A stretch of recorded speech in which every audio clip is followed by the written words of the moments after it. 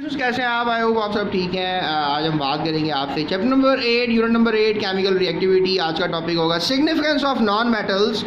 तो इनके बारे में बात करते हैं। स्टूडेंट्स, नॉन मेटल जो हैं ये तादाद में तो कम होते हैं, लेकिन जिस तरह मेटल्स की अहमियत है ये उतने ही अहम हैं और डेफिनेटली ह्यूमंस के लिए ये बहुत इंपॉर्टेंट है। ना सिर्फ इंसानों के लिए इम्पॉर्टेंट है बल्कि प्लांट्स के लिए भी। और लाइफ ऑन अर्थ जो है वो पॉसिबल ही नहीं अगर नॉन मेटल्स ना हो। आपकी बॉडी में एक बहुत बड़ा नॉन मेटल रहता है, उसका नाम कार्बन है, और कार्बन की वजह से ही आपके पूरे जिस्म की ये स्ट्रक्चर है ये बन पाया है। तो लिहाजा कार्बन एक नॉन मेटल है। और प्लांट्स, एनिमल्स, कोई भी लाइफ जो आपकी ज़मीन पे आपको नज़र आती है ये नॉन मेटल्स का एक बराबर किरदार है। आपकी बॉडी पानी है, पानी में ऑक्सीजन और हाइड्रोजन है, दोनों नॉन मेटल्स हैं।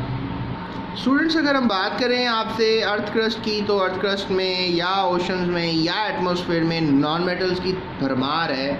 अर्थ क्रस्ट के अंदर कहा जाता है कि 47% तक जो है वो आपको ऑक्सीजन नज़र आता है। ओशंस भरा पड़ा है ऑक्सीजन से, 86% ऑक्सीजन ओशंस में है, समंदरों में है। इसके अलावा अगर हम एटमॉस्फेयर की बात करें तो नाइट्रोजन भी एक नॉन मेटल है और ऑक्सीजन जो है वो 21% है। अगर नाइट्रोजन की बात करें तो वो 78% एटमॉस्फेयर में मौजूद है।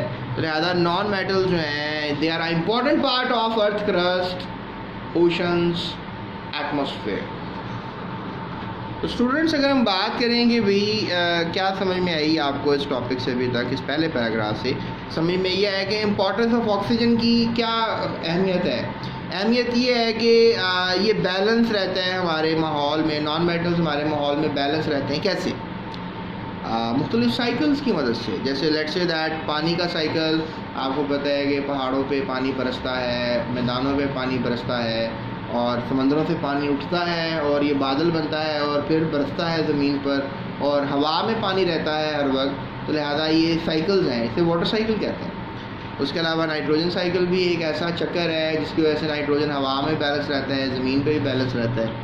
इसी तरह से और भी बहुत साइकिल, जिनमें फास्फोरस साइकिल है, कार्बन साइकिल है, इसका जिक्र यहाँ पे तो नहीं है, लेकिन ये भी साइकिल जो है वो चक्कर जो है चल रहे हैं, जिनसे मतलब हर जगह पे नॉन मेटल्स की अवेलेबिलिटी जो है वो हो पा रही है। तो लिहाजा आप चलते हैं अपने सेकंड पैराग्राफ की तरफ। स्टूडेंट्स, अगर मैं बात करूं आपसे नॉन मेटल्स की ह्यूमन स्ट्रक्चर को लेकर या बॉडी के स्ट्रक्चर को लेकर, तो जानदारों में नॉन मेटल जो हैं उसके 16 बायो एलिमेंट्स हैं। ये गलती से 28 टाइप हो गए। तो 96% जो है मैथ्स के हिसाब से जो है कह लें 4 एलिमेंट्स बहुत इंपॉर्टेंट हैं। यानी किसी भी जानदार के अंदर जो हैं वो 4 एलिमेंट्स बहुत इंपॉर्टेंट हैं। ऑक्सीजन जो कि आपकी बॉडी में 65% तक है, ये भी नॉन मेटल है। हाइड्रोजन आपकी बॉडी में, कार्बन आपकी बॉडी में आपको बताया बहुत इंपॉर्टेंट है, 18% तक है। हाइड्रोजन आपकी बॉडी में 10% तक है, ये भी नॉन मेटल है।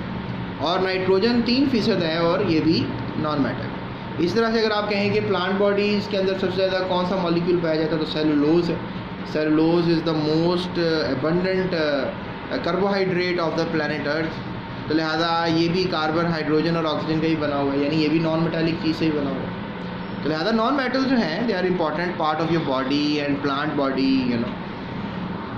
स्टूडेंट्स, नॉन मेटल जो हैं वो इतने इम्पॉर्टेंट हैं कि ऑक्सीजन जो है वो लाइफ गैस है किसी भी जानदार के लिए। यानी कोई भी जानदार अगर सांस ले रहा है तो वो ऑक्सीजन गैस की मदद से ले रहा है। अगर ऑक्सीजन ना हो तो आप सांस नहीं ले सकते। और मैं आपको इसके मुतरादिफ अगर बताता चलूँ तो पौधों के लिए लाइफ गैस कार्बन डाइऑक्साइड है, जो कि दोनों नॉन मेटल से बनी है। तो लिहाजा पौधों के लिए और जानवरों के लिए, इंसानों के लिए लाइफ गैस ऑक्सीजन और कार्बन डाइऑक्साइड है, जिससे एग्जिस्टेंस ऑफ लाइफ का पॉसिबल होना नज़र आता है। यानी अगर आप ज़िंदगी चाहते हैं तो आप नॉन मेटल्स के साथ आपको ज़िंदगी मिलेगी, यानी नॉन मेटल्स ही आपको लाइफ में परसिस्ट करवा रहे हैं। स्टूडेंट्स, अगर हम मज़ीद बात करें नॉन मेटल्स की तो अब याद रखिएगा नॉन मेटल्स में कार्बोहाइड्रेट का एक मॉलिक्यूल्स हैं, कार्बन, हाइड्रोजन, ऑक्सीजन से बने होते हैं। प्रोटीन्स हैं, carbon, hydrogen, oxygen plus nitrogen से बने होते हैं। और भी एलिमेंट्स होते हैं, सल्फ़र भी समटाइम्स होता है। और फैट्स हैं, कार्बन, हाइड्रोजन, ऑक्सीजन का मजमुआ है। विटामिन्स हैं, carbon, hydrogen, nitrogen, oxygen, sulphur, phosphorus, बहुत से एलिमेंट्स विटामिन्स बनाते हैं। पानी हाइड्रोजन, ऑक्सीजन से बना हुआ है। मिल्क प्रोटीन है, पानी है, विटामिन है मिल्क में, बहुत कुछ है, सारे नॉन मेटल्स हैं। आपको मैं कहना ये चाह रहा हूँ कि ये ग्रोथ एंड डेवलपमेंट के लिए भी नॉन मेटल्स ही बॉडी में काम आ रहे होते हैं। यानी नॉन मेटल्स को आप रिस्पेक्ट देना शुरू करें, क्योंकि नॉन मेटल्स आपकी बॉडी में आपको हेल्प कर रही हैं। और इसके अलावा carbon, hydrogen, oxygen top listed non metals हैं। कौन से elements? Carbon, hydrogen and oxygen. तो स्टूडेंट्स, एक और बात इसमें यह है कि जो नॉन मेटल्स हैं ये एक वाइटल फंक्शन अदा कर रहे हैं मेंटेनेंस ऑफ लाइफ में। देखो, एग्जिस्टेंस ऑफ लाइफ भी करवा रही हैं। मैंने आपको कहा था नॉन मेटल्स एग्जिस्ट कैसे करवाते हैं लाइफ को, तो मैंने कहा कि oxygen gas, carbon dioxide gas एक लाइफ गैस है पौधों के लिए और जानवरों के लिए, इंसानों के लिए। तो मेंटेनेंस ऑफ लाइफ में बायोमोलिक्यूल्स हैं, carbohydrate, protein, fats, vitamin, water, milk, ये सब चीज़ें मिलकर आपकी लाइफ को ग्रोथ दे रही हैं, डेवलपमेंट दे रही हैं, और ये भी नॉन मेटालिक चीज़ें हैं। तो ये मेंटेनेंस ऑफ लाइफ के लिए बड़ी इंपॉर्टेंट है। तो स्टूडेंट्स, अगर हम बात करें सर्वाइवल ऑफ लाइफ की, तो सर्वाइवल ऑफ लाइफ में भी पानी का बहुत बड़ा किरदार है। आपको पता है पानी के बगैर आप सर्वाइव नहीं कर सकते हैं। पानी जो है वो आपकी बॉडी में है, पानी समंदरों में है, पानी जानवरों में है, पानी पौधों में है, हर जगह पे है पानी पानी। तो लिहाजा पानी पानी, आज ब्लू है, सॉरी ये तो गाना बन जाएगा बेटा। सो कहना मैं ये चाह रहा हूँ कि एसेंशियल है पानी, और सर्वाइव विदाउट वाटर जो है वो कह रहे हैं कि बहुत मुश्किल है। अगर पानी की हो जाए शॉर्टेज तो हो जाएगी मृत्यु, सॉरी डेथ हिंदी में मृत्यु कहते हैं इसको। डियर स्टूडेंट्स, अब मैं आपसे जो बात करने लगा हूँ बड़ी इंपॉर्टेंट है। देखें, नाइट्रोजन जो है वो हवा में 78% है। कितने फीसद है? 70%। ये आपने बात भूलनी नहीं है। आपको बोर्ड में MCQ आना है तो आपने बेटा 76 पे लगाना है, मुझे पता है आपको। तो बस 78 इज़ द राइट आंसर। अब ये नाइट्रोजन हवा में एटमॉस्फेयर में 78% है। अब ये काम करती है ऑक्सीजन को सेव करने का। देखो, ऑक्सीजन और नाइट्रोजन दोनों मिलकर रहते हैं, लेकिन ऑक्सीजन 21% एटमॉस्फेयर में रहता है और नाइट्रोजन 78%। इससे ये होता है कि जो बर्निंग का प्रोसेस है, कंबशन का प्रोसेस है, फायर का प्रोसेस है, ये कंट्रोल लेवल पे होता है।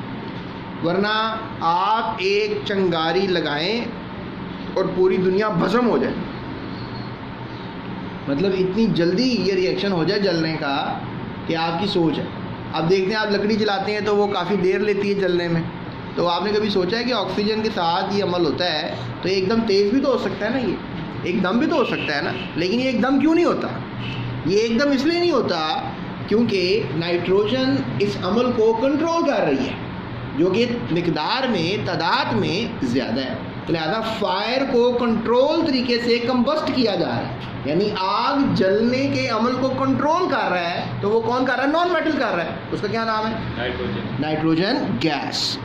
तो लिहाजा अगर यही बात लिखी हुई यहाँ पे कि ऐसा हो कि हमारे गिर्द जितनी भी चीज़ें हैं वो एकदम एक सिंगल फ्लेम से ही सारी की सारी जल जाएँ, राइट।